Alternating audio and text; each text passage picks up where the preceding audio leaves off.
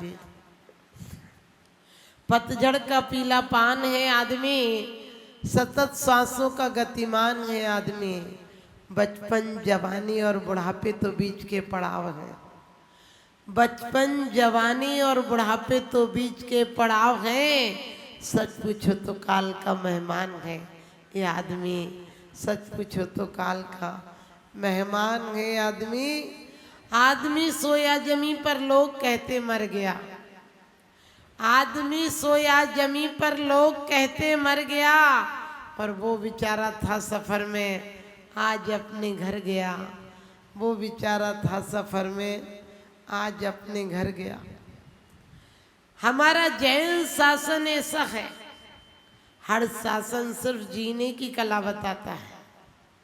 जैन शासन मौत की कला भी सिखाता है। हर शासन सिर्फ इस भव को सुखी बनाता है। हमारा जैन शासन भव भवांतर को सुखी बनाता है। हर शासन सिर्फ हमें देह से सुखी बनाता है, लेकिन जैन शासन हमें आत्मा को भी सुखी बनाता है, हमें आध्यात्म से भी पुष्ट करता है। हर शासन परिवार को सुखी करता है, जैन शासन परिवार वालों से मिलने की कला सिखाता है। क्योंकि जिसे हम जिंदगी कहते वो कांटों का बिछोना है। जिसे हम जिंदगी कहते वो कांटों का बिछोना है। फकत इस जिंदगी में सिर्फ रोना ही तो रोना है। वहाँ खोना ही खोना है, यहाँ पाना ही पाना है। वहाँ मिट्टी ही मिट्टी है, यहाँ सोना ही सोना है। क्योंकि जिस दिन हमारे अंदर, अभी आप सुन रहे थे कि माता जी के आशीर्वाद से ऐसा होता है। सच्चाई ये है कि मैंने आज तक, कोई विश्वास भी नहीं करेगा, संस्थाएं नहीं बनाई शुरू में। सिर्फ मुझे कोई घटना ऐसी घट गई कि मेरे दिल को चोट लग गई। एक जयभद्र सागर जी हुए, जिनके गुरु ने, हरिनंदी जी ने चौपड़ा कुंड पर मंदिर बनवाया था, धर्मशाला बनवाई थी। बहुत अच्छे संत थे, लेकिन मुझे विहार करना था और वो आए। उन्होंने कहा भी माता जी हम आपके सुन कर आए थे आपको कि आप यहाँ हो, आप ऐसी हो। हमने कहा महाराज जी हमारा तो बिहार फाइनल है, 5-6 दिन रुके, लेकिन बाद में हम आ गए थे और उनकी समाधि हो गई। 3 दिन तक उनको पहाड़ पर आहार नहीं मिला और उसके कारण उनकी समाधि बिगड़ गई। जिस दिन लास्ट दिन पहाड़ से उतरे, उन्हें चक्कर आया, उसके बाद वो कोमा में चले गए। तब से मुझे एक टीस लगी कि इस काम को तो पूरा कराना है। और सच्चाई ये है, मैंने कहा कि हम कुछ नहीं करते हैं। हमने आज तक एक भी भवन नहीं लिया। मैंने 3-4 जगह जो भी व्यवस्थाएं हैं ऊपर वाले की मेहर है। मैं तो सिर्फ इतना, एक बार जब शुरू में बहुत बीमार थी और सपना आया था 2 काम करोगी तो ठीक हो जाओगी, एक भोजन और एक पूजन। इसलिए हम जीवन काल में कभी आराधनाएं बंद नहीं करते हैं। हमने 1 लाख भक्तांबर का नियम लिया था अखंड, 1 सेकंड को विच्छेद नहीं था। सब ने हमें कहा कि नहीं हो पाएगा, मैंने कही वो भी तो हैं। लोगों ने कहा कि नहीं हो पाएगा, मैंने कही वो है हमारे साथ, हमें चिंता नहीं। जिस प्रकार से थेरेसा जब उसने कहा था कि विश्व का सबसे बड़ा चर्च बनाऊंगी, तो लोगों ने कहा था तेरे पास पैसे कितने हैं। थेरेसा ने कहा था कि मेरे पास 2 रुपये हैं। लोगों ने कहा 2 रुपया में विश्व से बड़ा कोई चर्च बनता है, विश्व का सबसे बड़ा। उसने कहा था 2 रुपया मेरे हैं, बाकी वो भी तो हैं। इसी प्रकार से मैं सोचती हूँ, मैं कोई काम करती हूँ परमात्मा से ही कहती हूँ कि या तो आप बताना नहीं, और बताते हो तो करवा के दिखाना। और सच बताती हूँ, कोई बड़े से बड़ा काम हो तत्काल हो जाता है, तत्काल हो जाता है। और आज एक दो नहीं, कम से कम 50 दृष्टांत ऐसे हों।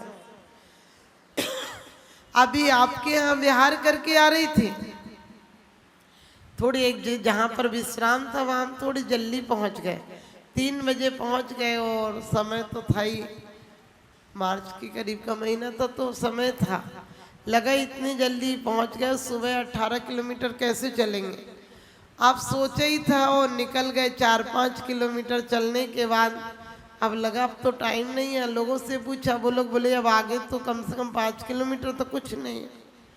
सिर्फ सोचा था कि भगवान आज कैसी परीक्षा लेगा, रात को चलाएगा क्या। और इतना कहना था कि रोड पर 2 व्यक्ति कहीं से आए और बोले आप कहाँ रुकेंगे। हमने कहा आसपास कुछ नहीं है क्या। वो कहने लगे हमारे गांव में रुक जाइए। हमने कहा अंदर तो नहीं जाएंगे। वो बोले बस 300 कदम पर ही है हमारा, गली में एक था, रोड था। और देखिए कभी सोचा था कि कभी झोपड़ी में रुकेंगे, और वो बिल्कुल घास का ही झोपड़ा था, दरवाजा नहीं था। लेकिन उन गांव वालों की इतनी भक्ति मिली, इतनी भक्ति मिली कि पूरा गांव इकट्ठा था रात की भक्ति में। और जनरेटर की जगह उन्होंने ट्रैक्टर से लाइट लगा दी, म्यूजिक लगा दिया, और रात भर उनकी महिलाएं बाहर गीत गाती रही। सोच सकते हैं, क्योंकि मेरा मानना है करे से बिता की करें देव सेवा, सुने बेन सोही लें ज्ञान मेवा। और ये तो जाने दो, कई बार होता है कि हिंसक, महाहिंसक, शिखर जी की जो भवन है तेरापंथी के सामने है, वो नंबर 1 का नक्सलवादी मनोज चौधरी है। और जिस समय महाराज जी की एक समाधि हो गई थी, 6 महाराज जी ऊपर से लौट कर आए थे। एक महाराज जी की बहुत 3 दिन से उपवास था, उनका उस दिन आहार हुआ, तो उन्होंने एक ही बात कही, क्योंकि मैं वहाँ पहुँच गई थी उस समय। तो जब मैं थी तो महाराज जी थे कोई निर्वाण सागर जी करके, बहुत अच्छे संत थे, बिल्कुल कहना चाहिए भावलिंगी संतन पर कोई परिग्रह नहीं था। उन महाराज जी ने आहार के बाद, 3 दिन आहार के बाद उनको आहार मिला था, तो उन्होंने एक ही बात कही, माता जी इस व्यवस्था को स्थायी कर जाओ। मैंने कहा महाराज जी हमारा तो परसों बिहार है, कैसे हो पाएगी। और आप देखिए आज मैंने कहा कि कैसे हो पाएगी, महाराज जी ने कहा माता जी करोड़ों तीर्थों का पुण्य लगेगा, इसको आप स्थायी करा जाओ। हमें पता है कि कैसी कैसी दिक्कतें होती हैं।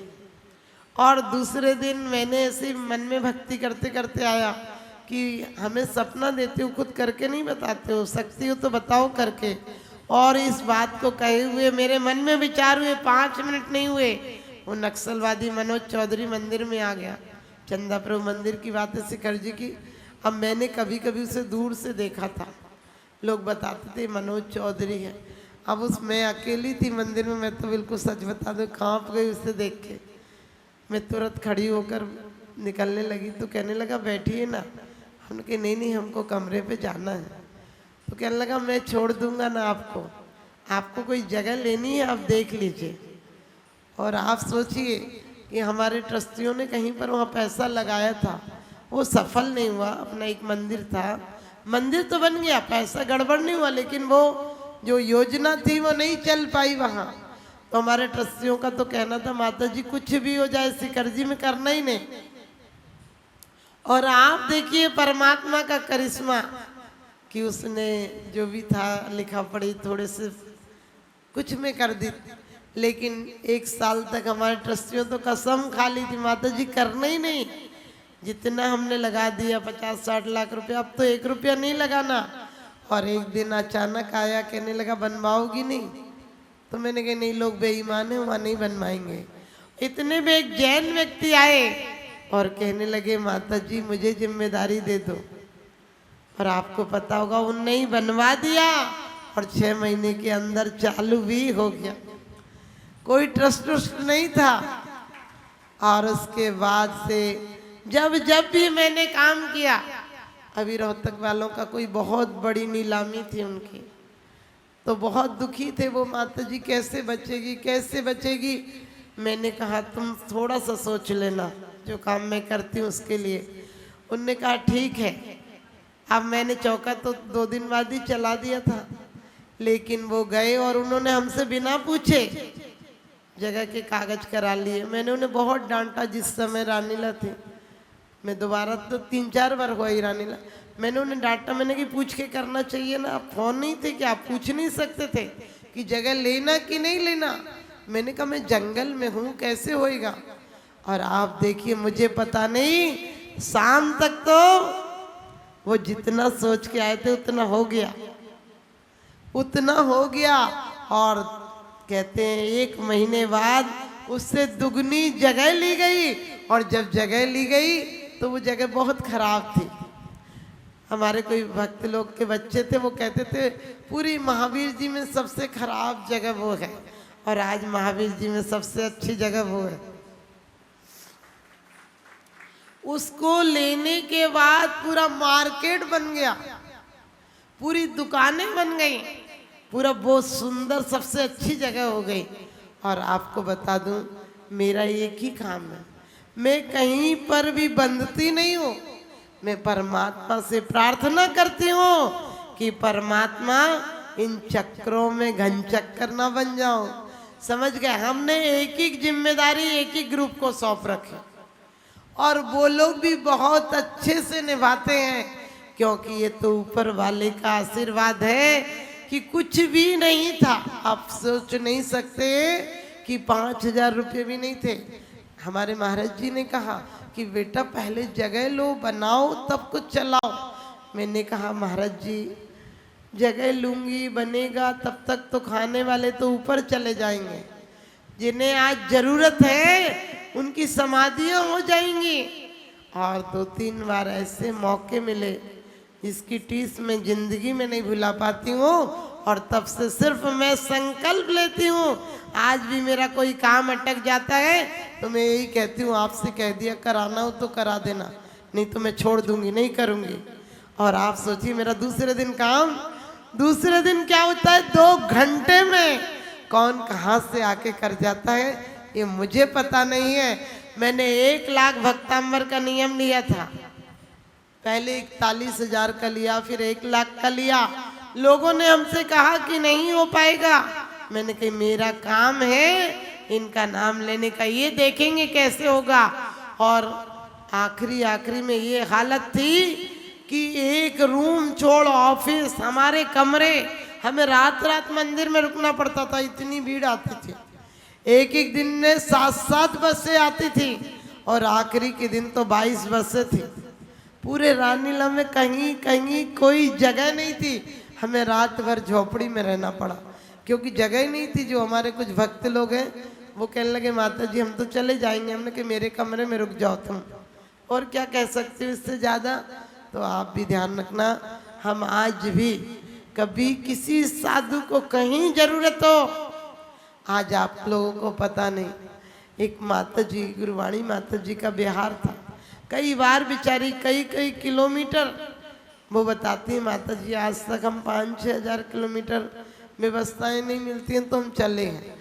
अब हमने उनसे कह दिया माता जी कभी कोई दिक्कत हो तो आप एक खबर करा दिया करो, क्योंकि हम दिल्ली में, शिखर जी में, महावीर जी में, सोनागिर में सब जगह ऐसी व्यवस्थाएं बना दी कि शाम को भी कोई जाए तो दूसरे दिन चतुर्मास की व्यवस्थाएं हो जाएंगी।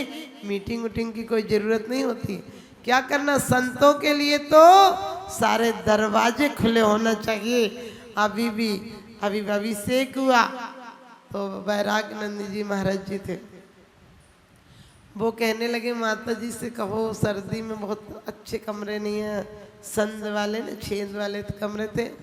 उनने कहा माता जी से कह दो 2 कमरे दे देंगी।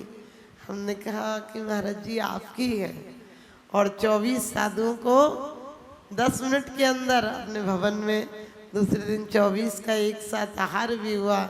तो हम तो यही चाहते हैं आप लोगों के यहाँ भी, ऐसा नहीं है मेरा कोई पक्षपात नहीं है, आपके यहाँ भी हर जगह कम से कम कुछ जगह ऐसी बनाओ, जैसे हरियाणा में, यूपी में 1-2 जगह हमने ऐसी बना दी कि कभी भी जरूरत पड़ेगी उन्हें सिर्फ कहना है व्यवस्था तो सेवा समिति ही करेगी।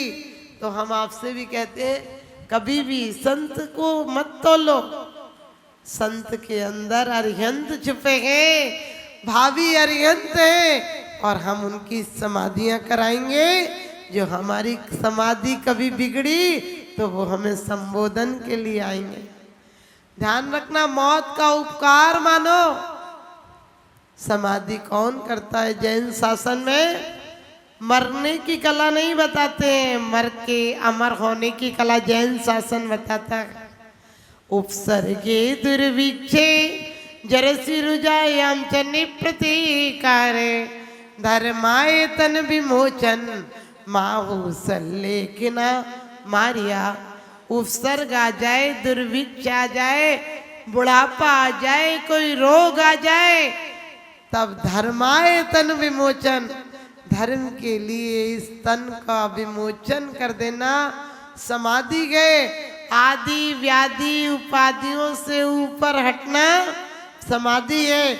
और सच बता दूं, मैं तो जब भी कहा जो चाहा वो हुआ। अभी एक बार कोई दिक्कत थी थोड़ी सी पानी की, एक व्यक्ति आए, कहने लगे माता जी मुझे करवाना है।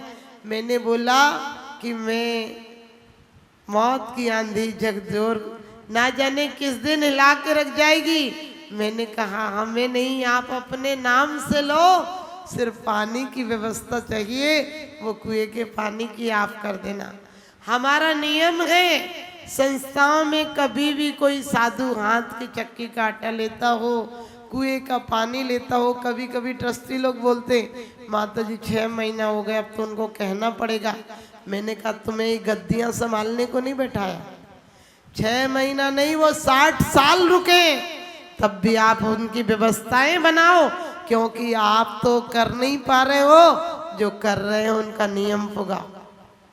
ये कहकर मत टालो कि नहीं हो पाती है, क्या नहीं हो पाता है? सीधी बात है, असंभव नाम की चीज अपनी डायरी में मत रखो। यदि कभी असफल भी हो जाओ तो परमात्मा से विश्वास मत हटाना, क्योंकि असफल भी हो जाओगे तो ये सोचना कि तीव्र पाप कर्म का उदय होगा। उन्होंने बहुत साथ दिया हमारा, यदि हम बहुत तीव्र अंतराय करके आए होंगे तो नहीं होते हैं काम। ध्यान रखना। और एक नहीं, कई कई बार मुझे पता ही नहीं चलता है। आपके यहाँ आते रहते हैं ईश्वर भाई साहब, 2-3 बार आ गए, अभी फिर आ रहे 11 तारीख को। उन्होंने, क्योंकि कभी कभी शहरों में तो लोगों को नंबर ही नहीं मिलता चौके का, तो वो एक दिन रोने लगे, कहने लगे माता जी इन लोगों ने हमें चौके का नंबर नहीं दिया, और ये बड़े बड़े आदमियों ने आपस में चौके बांट लिए।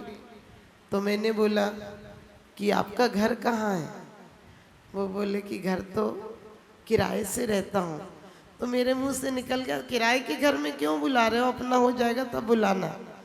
वो बोले माता जी मुझे, मेरे परिचय नहीं था ज़्यादा। मैंने कहा क्यों? तो कहने लगे मेरा अपना घर नहीं हो पाएगा, क्योंकि मैं 10,000 की नौकरी करता हूँ, उसमें 3,000 तो भाड़े में लग जाते हैं। मैंने अचानक मेरे मुंह से निकला घर का मकान होगा तभी आऊँगी। कहने लगे माता जी ये तो जाने दो, बेटी शादी लायक है, उसका आशीर्वाद दे दो। मैंने कहा दोनों काम हो जाएंगे। 6 महीने के अंदर, 2 महीने में बेटी की शादी हो गई, 4 महीने बाद उनको मकान भी अपना हो गया। और अब ध्यान रखना, क्यों? क्योंकि ये नहीं मेरा कोई चमत्कार नहीं है, नहीं तो आप आ जाओ माता जी पीछी लगा दो, माता जी पीछी मार दो। हमने कहीं मारने की चीज है क्या? ये रक्षा की चीज है। और सच्चाई तो ये है कि मैं पीछी लगाती नहीं, किसी को नहीं लगाता, क्योंकि दीक्षा को 1.5 साल हुए थे तब डॉक्टर ने जवाब दे दिया था माता जी कभी चल नहीं पाएंगी, यदि चल जाएंगी तो साइंस छूटी हो जाएगी। और सच पूछिए, मैं उसके बाद से 23-23 किलोमीटर एक टाइम में चली हूँ, लेकिन मैंने नियम लिया था। मैं 3-4 बार ऐसा हो गया, हार्ट के लिए डॉक्टर ने कह दिया माता जी का 2 महीने से ज़्यादा हार्ट काम नहीं करेगा, और आज 9 साल हो गए उस बात को। लेकिन मैं जब जब मौत का खटका होता है तो मैं डॉक्टरों पर विश्वास नहीं करती हूँ, इस दरबार का ही झटका होता है जो बचा लेता है। इसलिए जब मुझे बताया 2 महीने से ज्यादा हार्ट काम नहीं करेगा, तो मैंने 65 दिन विधान रखा। 65 दिन की महावीर आराधना कराई महावीर जी में, और सच पूछो भगवान का करिश्मा भी देखने मिल गया। जिस दिन विधान का समापन हुआ, दूसरे दिन एक वॉमिटिंग का तो मुझको ध्यान है और बाकी मुझे ध्यान नहीं है। 23 घंटे बेहोश रही। शाम को डॉक्टर ने कह दिया कि पल्स गिर गए, अब जो कुछ लास्ट टाइम है। और उसके बाद जी मुझे दूसरे दिन हल्का सा होश आया। मैंने यही कहा मुझे मंदिर ले चलो, और मैं गई भी। मैंने पानी नहीं पिया क्योंकि मैं पहले दिन मुझे पता तो था ही, मैं त्याग कर चुकी थी कि यदि जिंदगी रही तो आपके दर्शन पूर्वक ही पानी लूंगी, वरना तो सब कुछ त्याग है। और ध्यान रखना, आपको क्यों कहा ये सब बात, कि जब तक जिंदगी मिले परमात्मा के नाम पर जीना। और आज भी मैं कोई टेंशन नहीं लेती हूँ, आपने देखा होगा। सिर्फ मैं तो आपको ये बताती हूँ कि इसी प्रकार के अनुष्ठान हम कराते रहते हैं। 1 लाख भक्तांबर जब कराए तो लोग कहने लगे माता जी आपके 25 भक्तांबर हो जाए तो आप नाम बदल देना। हमने कहा नाम तो दीक्षा के बाद बदला जाता है, तुम्हारा नाम कैसे बदलेंगे। लेकिन आप सोचो, मुझे 1.25 लाख नहीं 1,57,000 भक्तांबर हुए, उसके बाद भी मुझे बंद करना पड़ा। और आज भी मैं किसी क्षेत्र पर जाती हूँ, चाहे 2 दिन को जाऊं चाहे 5 दिन को जाऊं, ये नहीं कि कोई व्यक्तिगत तीर्थ, कोई भी तीर्थों पर जाती हूँ। अभी जैसे 108 पाठ हम ही क्षेत्र में करके आए। कभी किसी क्षेत्र पर जाऊं, मेरा नियम है मैं कमरों में नहीं बैठती हूँ। मैं कम से कम 12-12 घंटे परमात्मा के दरबार में रहती हूँ, क्योंकि द्रव्य भी शुद्ध है, क्षेत्र भी शुद्ध है, काल भी शुद्ध है, और वहां जाओगे तो भाव भी शुद्ध रहेंगे। हमें लोगों ने उस समय हार्ट के तकलीफ थी तो बहुत डराया, आप चढ़ोगी जीना तो कुछ हो जाएगा। मैंने कहा मैं कहीं और नहीं चढ़ रही हूँ, मैं परमात्मा के दरबार में जा रही हूँ। लक्ष्य इतना ऊंचा होगा तो मौत तो एक दिन आएगी, क्योंकि कहते हैं मौत से इतनी दहशत क्यों, वो तो एक दिन आएगी। मौत से इतनी दहशत क्यों, वो तो एक दिन आएगी। और जिंदगी से इतनी दिल लगी क्यों, वो तो एक दिन जाएगी। कौन कहता है कि मौत आएगी तो मैं मर जाऊंगी। अरे मौत के साथ तो अपने घर जाऊंगी, मौत के साथ तो अपने घर जाऊंगी। जीने की कोई तमन्ना नहीं है, लेकिन एक तमन्ना है, जब तक निर्वाण की प्राप्ति नहीं होती है तब तक मेरा कंठ आपकी आराधना के लिए अवरुद्ध नहीं हो जाए। इरियापद भक्ति में बड़ी अच्छी बात कही है कि जब तक जितने जीवन शेष हैं और जितने जीवन गुजर गए उनमें कोई आराधना की हो तो बस एक ही फल देना कि आपके चरणों से मेरी लगन नहीं छूटे। लोग हमसे बहुत कहते हैं मंदिर बनवाओ, मैं कहती हूँ मैं जीवंत अरिहंत बनवाऊंगी। मंदिर तो आप लोग बहुत बनवा रहे हैं, लेकिन हम परमात्मा के दरबार में एक ही आराधना करते हैं कि परमात्मा कोई दीन दुखी लाचार गरीब असहाय ऐसा नहीं हो। अभी हम लोगों के पास बहुत लोगों की खबरें आती हैं, और उसके बाद पूरा निरीक्षण करने के बाद कि वाकई में ये है कि नहीं, इस तरह से ज़रूरतमंद हम लोग बच्चों को पेंशन, अभी कोरोना में कई परिवार ऐसे हो गए जिसके परिवार में दादा मामा पापा माँ सब खत्म हो गए, सिर्फ एक बूढ़ी दादी है। ऐसे लोगों को हम हमेशा बच्चों को कभी निराश नहीं करते हैं। और एक बच्चा तो हमारे साथ में कर्मचारी का बच्चा था, और वो कहने लगा यहाँ झाड़ू पोंछा करता रहेगा। मैंने कहा तू भी इतना छोटा काम करता, बच्चे को भी यही कराएगा। और शुभम नाम का बच्चा, उसको हमने दिल्ली में पढ़ाया, बाद में पूना पढ़ाया, आज बच्चा पायलट बन गया। तो हम आपसे यही कहते हैं कि हमारी एक बूंद सीप में जाएगी तो मोती बन जाएगी। और मैं कभी भी किसी लाचार को रास्ते में भी मुझे कोई मिलता है तो मैं तुरंत बोल देती हूँ आपका ही काम हो जाएगा, क्योंकि अपन को ऊपर वाला इतनी सद्बुद्धि दे, वरना दौलत तो दुनिया पर होती है, दौलत सबकी लगती नहीं है। आप लोग पुण्यशाली हैं जो आज इस आराधना में, आदि आराधना में, जो कि मैंने कहा कि मेरी अंतिम श्वासें जब तक रहेंगी तब तक आदि आराधना बंद नहीं होगी। मैंने 21 करोड़ जाप का संकल्प लिया कि भगवान ठीक हो गई तो 21 करोड़ जाप कराऊंगी। लेकिन जब 21 करोड़ का लिया, जिस जिस गांव में गई लोगों ने कहा माता जी 1 लाख भी नहीं होगी। मैंने कि चिंता मत करो, नहीं होगी तो मैं थोड़ा थोड़ा संकल्प बढ़ाऊंगी। लेकिन जहां भी मैंने 1 करोड़ संकल्प लिया वहाँ 5 करोड़ 7 करोड़ जाप की कोई चिंता नहीं है, क्योंकि सिर्फ मेरा भला नहीं है, लोगों का भी तो भला है। जपे जाप ताको नहीं पाप लगे, धरे ध्यान ताके सभी दोष भागे। आप लोग इस आराधना की श्रृंखला में बैठे हो, ये जो विधान यहाँ चल रहा है वो विधान 300 के ज्यादा हो जाएंगे यहाँ, क्योंकि एक एक दिन में यहाँ तो 6-6, 7-7, 8-8 लोगों को सौभाग्य मिल रहा है। आप लोग भी अपनी छोटी सी आहुति आदि आराधना में देना, क्योंकि ये बूंद एक दिन आपको सागर तक ले जाएगी, आपको सागर बना देगी। तो हम जब से चाहा था कि भगवान ने जो चाहा वो काम किया, और भगवान से फालतू कामनाएं नहीं करती हूँ, क्योंकि मौत की बदौलत धर्म करता गए, मौत की बदौलत जाप पूजा पाठ करता गए, और मौत की बदौलत है कि स्वर्ग और मोक्ष जाता है। मौत हमारी उपकारी है, पुराने वस्त्र से नए वस्त्र दिलाती है।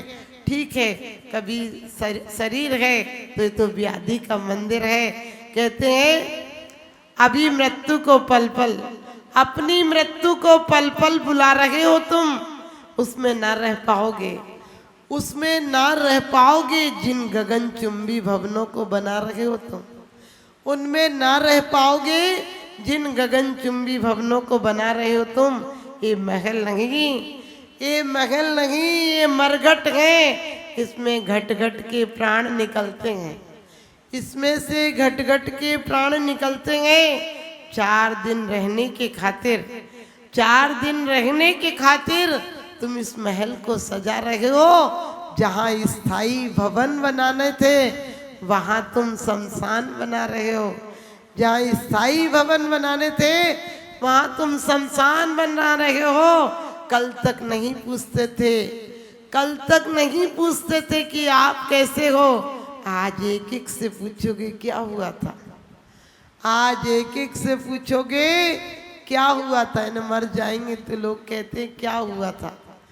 कुंद कुंद स्वामी बड़ी अच्छी बात कहते हैं कि ये मत पूछ कि इतने दिन आज कैसे मर गया, ये मत पूछ कि आज कैसे मर गया, ये पूछ कि इतने दिन कैसे जी गया, ये पूछ कि इतने दिन कैसे जी गया। अरे मौत तो सुबह भी आती है, शाम भी आती है, रात भी आती है, बाजार में आती है, चौराहे पर आती है, दिन में आती है, मेहमानी में आती है, गाड़ी में आती है, कार में आती है, प्लेन में आती है। मौत हर जगह आती है, तुझे दुर्गति ले जाती है। लेकिन मौत यदि परमात्मा के द्वार पर आती है, परमात्मा अंदर हो और मौत बाहर आ जाए तो निर्वाण ले जाती है, मौत निर्वाण ले जाती है। तो हम जवानी भर मौत से बचते हैं।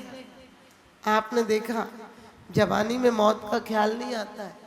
तुम लोग जला के लोगों को आते हो तो सोचते हो हम इतने लोगों को जला के आए, हमें कौन जलाने जाएगा। हिटलर, चंगेल का औरंगजेब जो भी हो, वो लोगों को क्यों मारते हैं? इसीलिए कि हम मौत को जीत लेंगे। लेकिन मौत से कोई नहीं जीत पाया, मौत तो जीती जाती है। मौत निर्वाण, मौत को शमशान से हटाकर निर्वाण पहुंचा देती है। और वो जैन शासन में कीमिया है, जैन शासन में एक कला है जो मौत को भी महोत्सव बना देती है। क्योंकि कहते जिंदगी का साज अभी बाकी है, जिंदगी का राज अभी बाकी है। अभी तो नापी है मुट्ठी भर तुमने जमीन, अभी तो सारा आकाश नापना बाकी है। अभी तो सारा आकाश नापना बाकी है। सच पूछो अभी तो भगवान से व्यवहार अभी बाकी है और मौत का त्योहार अभी बाकी है। हम मौत को महोत्सव बनाकर जाएंगे। जब रागी मरता है तो लोग रोते हैं, और रोते भी मौत उसके लिए नहीं रोते हैं। आपने देखा बाबूजी अब बच्चे को दुकान तक कौन छोड़ेगा, बाबूजी अब ये काम कौन करेगा। कार्ड में लिखते हैं हमारे पाप कर्म के उदय से हमारे पिताजी का स्वर्गवास हो गया। हमने कही वो बेचारा जी हजूरी गधा मजूरी से बच गया।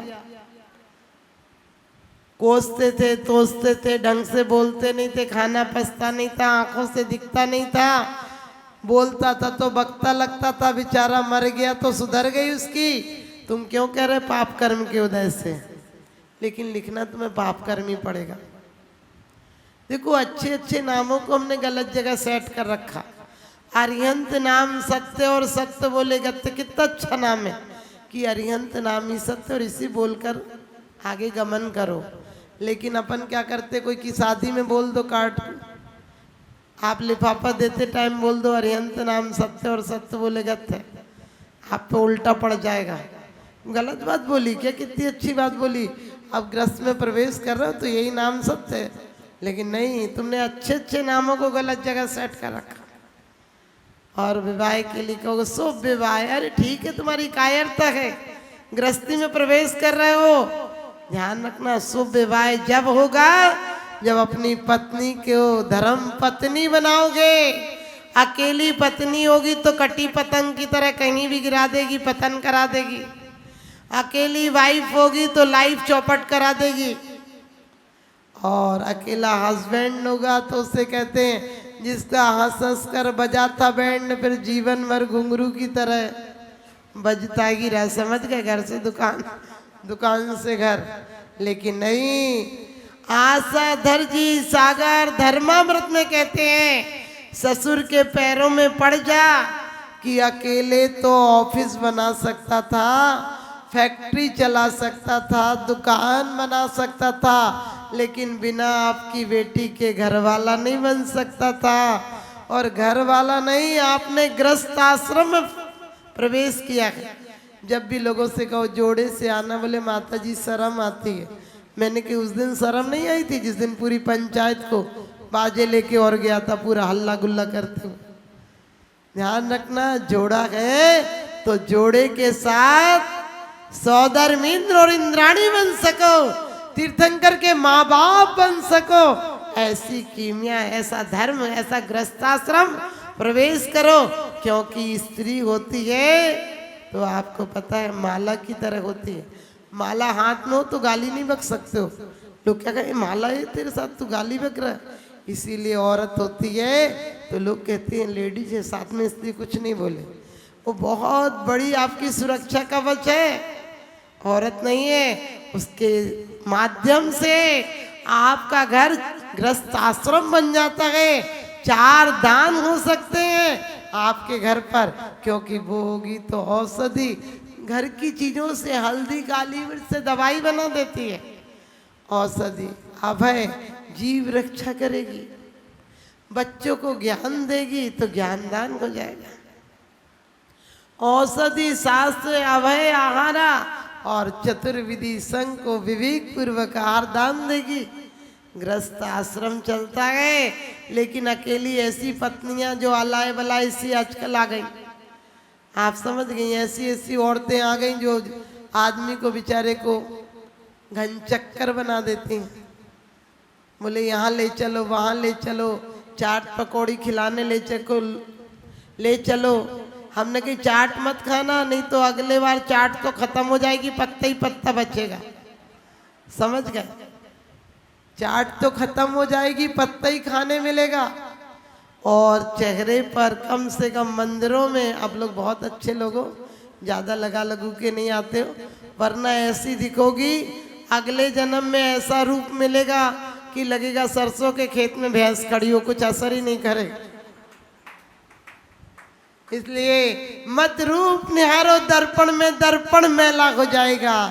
मत रूप निहारो दर्पण में, दर्पण मैला हो जाएगा। निज रूप निहारो अंतर में, अंतर उजला हो जाएगा। निज रूप निहारो अंतर में, अंतर उजला हो जाएगा।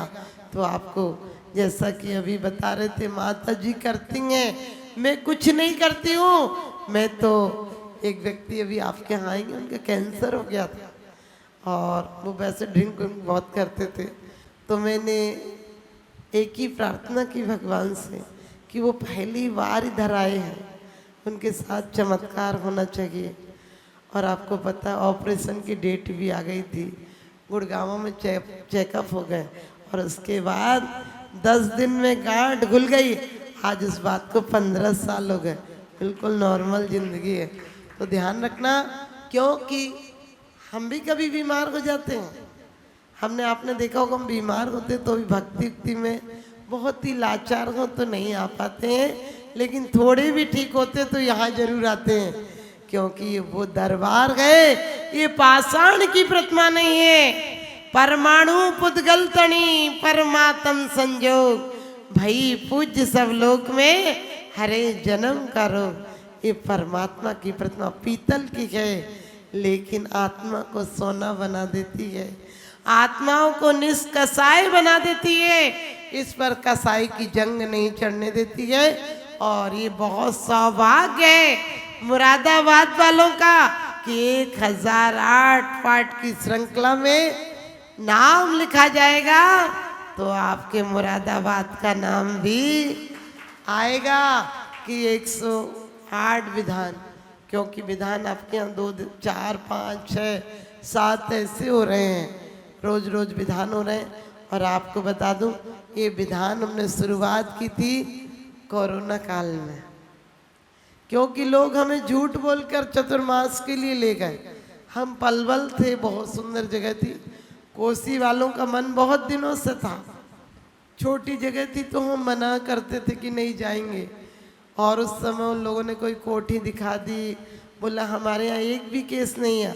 जब मैं वहाँ पहुँची तो पता चला अध्यक्ष को भी कोरोना से दिल्ली रेफर किया और मंत्री को भी, और एक और व्यक्ति थे उनको भी, 3 जने। अब हमको तो बहुत लगा। और वो कितने थे, एक थे 96 साल के 96, एक थे 87 और एक थे शायद ऐसे ही 80 ऐसे जो भी। अब वो तीनों इतने बुड्ढे बुड्ढे की लग रहा था, जवान जवान मर रहा, वो लौट के क्या आएंगे। और आप देखिए मैंने यही कहा कि मैं ये विधान रखूंगी, और सच बताते हैं वो 8 दिन में तीनों ही ठीक होके आ गए। और उसके बाद तो समाज में ऐसा उल्लास का माहौल हो गया कि उस समय हमने 72 विधान किए थे वहाँ पर, बहुत अच्छे से विधान हुए कोरोना काल में भी। तो आप, मुझे भी कोरोना हो गया था, फिर ठीक हो गई मैं। देखो कोरोना हुआ तो लोग कहते थे रेस्ट करो रेस्ट करो। मैं लोगों की सुरक्षा के कारण प्रवचन में नहीं जाती थी, मंदिर लोगों से जनसर्फ बिल्कुल बंद कर दिया। लेकिन ठीक 12 बजे मंदिर बंद होता था, मैं 12 बजे मंदिर जाके शाम को 6:30 बजे तक भगवान का ध्यान करती थी। और सच पूछो 2-3 दिन में अपने आप सब 3 दिन में ठीक हो गया। लेकिन ध्यान रखना, आपको इसलिए बताया कि मेरा काम है जन सेवा, और जन सेवा के साथ साथ हमारे आचार्यों ने कहा यदि समाधि किसी एक की करा दी तो समझ लेना तुम्हारे 7 भव में मुक्ति पक्की है। तो अपन तो यही सोचते हैं कि किसी भी श्रावक को, हमारे यहाँ महावीर जी में ऐसे से लोग रहते हैं, ऐसे एक ही परिवार बेचारा, उनके पापा को किडनी हार्ट सब खराब था और अभी वो 8-9 साल रहे फिर ख़त्म हो गए। और उनकी पत्नी को फालिस मारा हुआ है, बेटे को कैंसर ब्रेन ट्यूमर था, तो उसको मतलब बहुत ज़्यादा ये सब खाली दिखता है, लेकिन वो पहले से ठीक हो गया। आज 9 साल हो गए उसको, तो उसको रखे हुए हैं। क्योंकि हम तो चाहते हैं आप लोग सब भवन बनाइए या मत बनाइए, मन बनाइए कि हमारा कोई जैनी भाई लाचार नहीं रह पाएगा, मोहताज नहीं रह पाएगा। हम एक ईंट देंगे तो उसका मकान बना देंगे। और एक एक रोटी देंगे, उसका परिवार पाल देंगे। और सिर्फ जैन नहीं, हम अजैन लोग जो भी हमसे कहते हैं माता जी गुरु दक्षिणा, यदि संपन्न होते हैं तो कहते हैं माता जी गुरु दक्षिणा बता दो। मैं कहती हूँ गुरु दक्षिणा यही है कि आप मंदिर में रोज एक दीप जलाने के लिए आना, क्योंकि अपने पर्सनल भक्त नहीं बनाते हैं, क्योंकि हमारी पहचान भी तो इनसे है। आप सब लोग भी अपने आपसी रिश्तेदार मत बनाना, जितने रिश्तेदार हो उन्हें ऐसे अनुष्ठानों में बुलाना ताकि आप भी जब स्वर्ग में जाओ तो सबसे पहले अंतर मुहूर्त के अंदर आपको जिनेंद्र देव की आराधना का सौभाग्य मिले। जिन्होंने स्वाध्याय किया होगा उन्हें पता है, सम्यक दृष्टि देव बीतराग देव जानकर सबसे पहले जिनेंद्र अर्चना करते हैं, और मिथ्या दृष्टि देव कुल देवता मानकर जिनेंद्र अर्चना ही करते हैं। करते अरिहंत प्रभु की अर्चना। तो हम तो जहाँ भी जाते हैं, अजैन लोगों को भी हमारा जो 1,57,000 के करीब भक्तांबर हुए, उसमें से कम 35,000 भक्तांबर लोहार, तमेरे, बड़ई, मिस्त्री इन लोगों ने किए। क्योंकि लोग कहते थे इन्हें क्यों आने देते, हमने कि आने दो, समोसरण में सब आते हैं। आप लोग तो फिर तेरी मेरी करके माला फेरते हो, भक्ति करते हो, वो तो उन्हें हिलाना ही पड़ता था। जब वो लोग भक्तांबर आदि पढ़ते थे तो इतने लीन होके पढ़ते थे कि आवाज़ दो तो उन्हें सुनाई नहीं पड़ता था। उन्हें तो हिलाओ भैया, आपसे बोल रहे हैं कुछ, तब उन्हें पता चलता था। तो चलिए, आप लोग बहुत सौभाग्यशाली हैं, आप जहाँ से भी आए हैं, और आप लोग ऐसी आराधनाओं में भी आज आप लोग मंडल से आए। कौन सा मंडल है? ब्राह्मी। ब्राह्मी, अच्छा, बहुत सुंदर।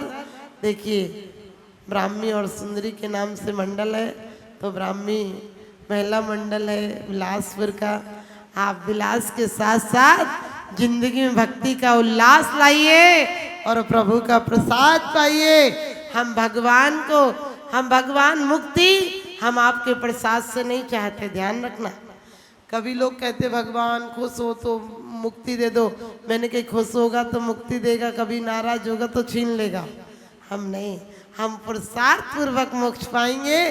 क्योंकि एक बुढ़ा मर रहा था, बुढ़ा तो मरेगा ही, एक बुढ़ा मर रहा था, उसके लोग सोच रहे थे कुछ बोल रहा है, बूढ़ापे में बोलता तो समझ में तो आता नहीं, क्योंकि उसे दिखता भी नहीं।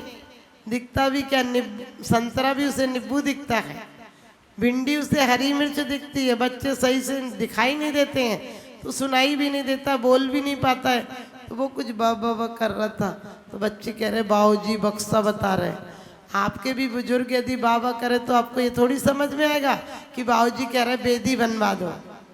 आप कहोगे बाबूजी कह रहे कोई बक्सा छुपा हुआ, तो लोग कह रहे बाबूजी ने कोई बक्सा छुपा रखा, बताना चाह रहे। तो डॉक्टर के पास गए, कह रहे हमारे बाबूजी कुछ बताना चाह रहे, बता नहीं पा रहे। डॉक्टर ने मौके का फ़ायदा उठाया और कहने लगे कि इंजेक्शन लगेगा तो बोल जाएंगे। अब वो थोड़ा ताकत का इंजेक्शन था। डॉक्टर से उन्होंने पूछा कितने का इंजेक्शन, डॉक्टर बोला 1 लाख का। तो दोनों ने 50-50 हज़ार दिए, बोले लगा दो। और बाबूजी को लगाया। बाबूजी बोले, लेकिन क्या बोले, बकरी झाड़ू खा रही है। आप सच बताना, ऐसे बाप को आप कितना कोसोगे कि पहले ही मर जाता, 1 लाख रुपए लगा दी। और वो बाप बोला आप लोग भी क्या बोलते हो, आपको लग रहा वो बेकार की बात है। बोला तुम लोग नहीं बोलते हो, और कैसी हो, तुम्हें दिख नहीं रहा कैसी हो, और कहाँ जा रही, मंदिर की डिब्बी है तो मंदिर ही जा रहा है, और कहाँ जा रही है, और आजकल क्या कर रही है और क्या करेगी, वही फालतू के काम करेगी, कुछ खरीदारी करेगी, अलाए बलाए तुम्हारे घर में भी बीमारी पैदा करके जाएगी, खर्चा पैदा करके जाएगी। ये सब चीजें मत पूछो। अरे क्या कर रही हो, कौन सी पूजा, कौन सी आराधना, कौन सी विनतियाँ याद कर रही हो, ये सब पूछो। तो ध्यान रखना, आप सबको भी बता दूं कि हमारे जीवन में हमें अंतराय कर्म का क्या आवरण और नहीं बांधना है, अंतराय नहीं डालना है, हमें अपनी वीरांतराय कर्म की शक्ति बढ़ाना है। आप लोग सबको मेरा बहुत बहुत आशीर्वाद। जो ब्राह्मी महिला मंडल बिलासपुर का है, आज हमारे राजीव भाई, और मेरी नज़रों में वो तासीर हो जाए और नज़र जिस चीज़ पर डालूं तेरी तस्वीर हो जाए। नज़र जिस चीज़ पर डालूं तेरी तस्वीर हो जाए। आप चाहते हैं कि आपको दुर्गति नहीं हो तो अपनी कमाई का कम से कम आचार्य ने तो कहा है कि ज़्यादा नहीं तो 20% तो जरूर लगाना, जो कि आपके द्वारा उसी भव में संयम के मार्ग पर लग जाए। और नहीं लगा सको तो कहते हैं कि तुम अपने सीने पर धन को लेना और नदी में कूद जाना, ताकि जीते जीते तुम्हारे साथ रहेगा, मरने के बाद तो किसी के साथ नहीं जाता है। और अपने तन को, मन को और धन को, अकेले धन नहीं, तन से भी जिन लोगों, बुजुर्ग लोग व्रती हैं, उनकी घर पर सेवा करना। कई मंदिर में धर्मशालाओं पे जाते, बोले हमारा मन तो कर रहा था लेकिन हम क्या करते। अरे तुम्हारा मन करता, तुम घर के सब काम कर लेते हो, वहाँ तुम्हारा मन ही करता रहता है। ध्यान रखना, हम लोगों को मन से, तन से और धन से यथाशक्ति अपने अगले भव का इंतजाम करना है। और जो संत साधु जिन्होंने त्यागी वृत्ति घर में भी कोई हो, उनसे कहो कि माँ जी आपके नियम हम पलवाएंगे। उनकी लेस्याएं अच्छी रहेंगी तो उनकी मति अच्छी होगी, मति अच्छी होगी तो गति अच्छी होगी, और गति अच्छी होगी तो तुम्हारे लिए भी सदगति में कारण होगी। इन्हीं शुभ भावनाओं के साथ बोलिए आदिनाथ भगवान की जय।